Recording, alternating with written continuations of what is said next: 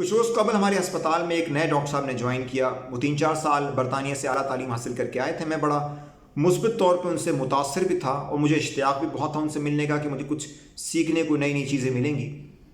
तो एक दिन मेरी उनकी ओपीडी साथ चल रही थी। 5:12 या 15 का वक्त था। वक्त मुझे कुछ इस तरह से याद है क्योंकि स्टाफ की ड्यूटी 5 बजे चेंज हो जाती है और 5 बजे दूसरा स्टाफ टेक ओवर करता है। वो डॉक्टर साहब अपने कमरे से निकले। टाई बहुत खूबसूरत थी, चमकती हुई घड़ी उनके हाथ में थी और दूसरे हाथ में एक फ़ाइल थी। उन्होंने कहा कि भाई स्टाफ अगर जाना हो तो मुझे कम से कम बता के तो जाएं। मैं इन्वेस्टिगेशन करवाना चाह रहा हूँ, मैं उस आदमी को बुला रहा हूँ मगर कोई आ नहीं रहा और मैं कब से बेल दे रहा हूँ, कोई मेरे कमरे में नहीं आ रहा। तो ये तो तरीका नहीं है, अस्पताल इस तरह तो नहीं चलता, इस तरह तो काम यहाँ नहीं चलेगा। और वो डॉक्टर साहब यहाँ से चले गए।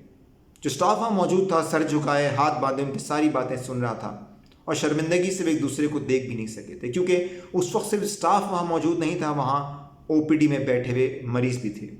मुझे ख्याल आया कि 3-4 साल जो उन्होंने वहाँ पे सर्व किए, क्या उनके किसी डॉक्टर ने उनसे इस तरह बात की होगी, क्या कोई डॉक्टर उनसे इस तरह पेश आया होगा।